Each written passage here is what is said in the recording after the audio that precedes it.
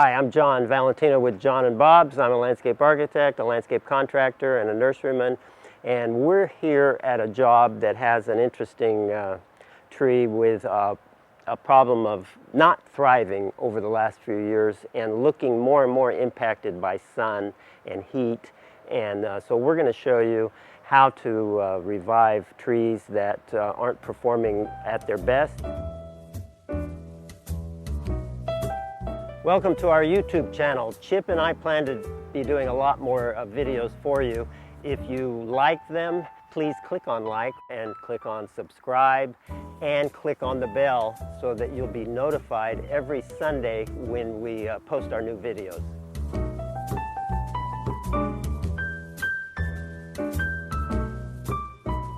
So Chip and I have gone over the first point, and it's a key one to get this whole process started and revive this dogwood, and that is to use gentle organics.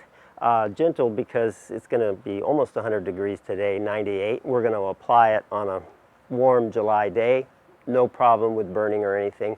And these are concentrated organics full of things like organic matter and even organic compounds from a concentrated compost. And we have lots of macronutrients and micronutrients in it. And we have beneficial microbes and food for microbes.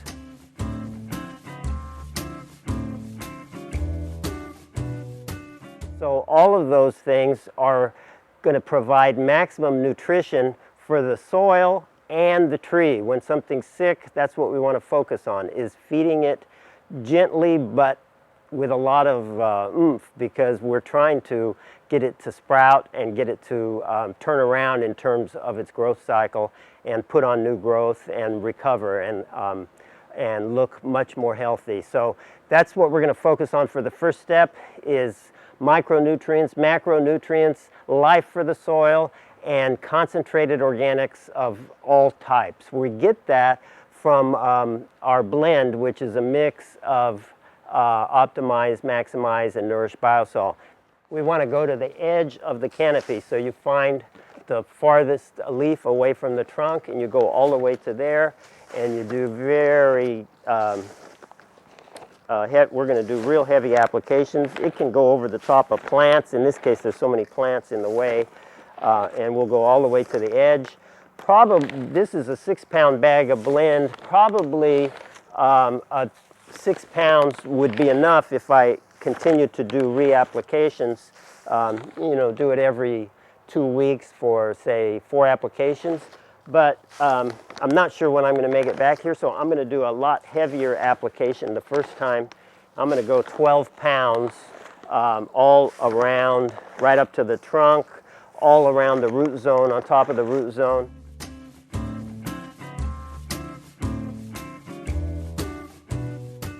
Okay, the second step is we're going to follow up all those nutrients with a liquid product full of other good nutrients, beneficial bacteria, food for the bacteria in the form of kelp and saponin from yucca, and we're going to spray it on, which will just begin to break down the first step, the first blend, Optimize, Maximize, Nourish, Biosol. It'll begin to break it down.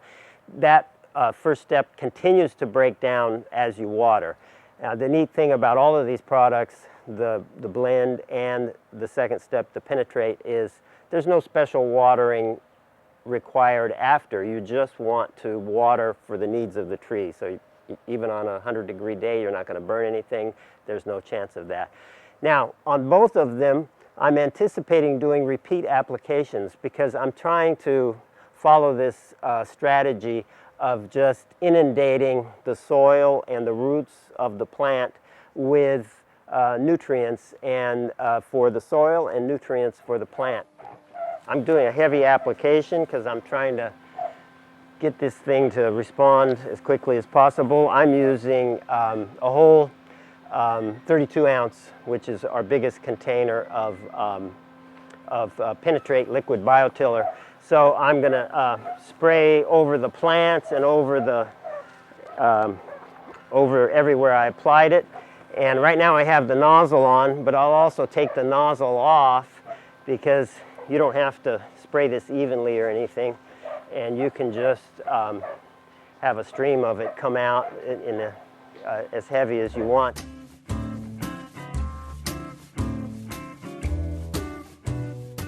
So the third step is pruning. We just did another video that hopefully you watched about how you prune a shrub to invigorate it and make it sprout under the cuts. A tree, especially a dogwood where you're after a nice looking form and you don't want something that looks like it's been clubbed into submission, is different. We don't want to just, we could encourage growth under the cuts by cutting it that way, but this will take more skill, and this tree's not looking that good. So first of all, we'll cut out all the dead wood. We'll probably do some very slight heading back cuts, meaning we will cut the tips of branches off, try to go back to a bud or a smaller branch. And we will, there's a couple on here that look like they're half broken. We'll take out all broken branches, anything that doesn't look real healthy.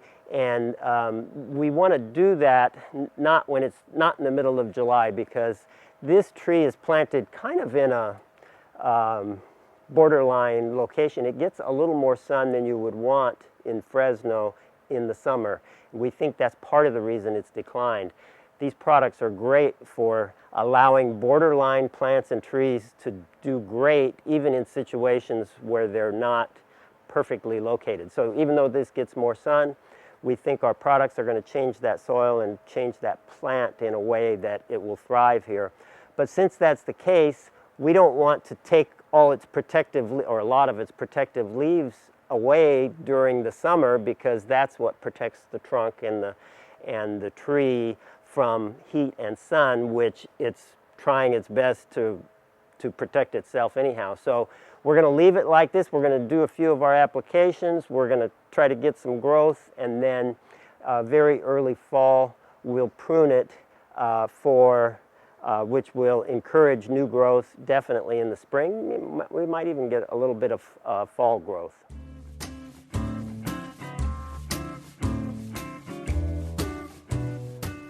So I almost always recommend number 4, particularly if a tree or a plant is in the full sun, which is some type of top dressing mulch. We use shredded cedar. A good compost would be great, really good quality compost as a mulch. There's a lot of different options. They all have their strengths and weaknesses, but in this case I'm not going to use a mulch because, for one thing, there's a lot of existing plants around, and it's hard to get much mulch on it because of the heavy planting around it. And also, this is an east exposure, and even though I'm in the full sun now, we're here in the morning, it's not that hot in the afternoon. It gets a lot of shade in the afternoon, and so I don't need to protect the soil as much as I normally would if a tree was in the full sun. So I'm going to do the first 3 steps, and that optional last one I'm going to choose to omit. And in this case, I think that'll work great, but it's one you might want to consider depending on your conditions. A 1 to 2 inch layer of mulch over all of our products is tremendously powerful, particularly if you're in the full sun.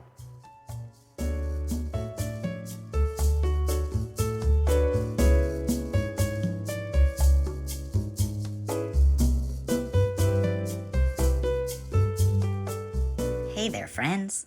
Thanks for watching our video. Don't forget to like, subscribe, and click on the bell.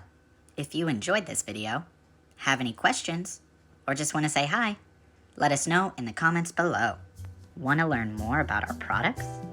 Then head over to our website, www.johnandbobs.com.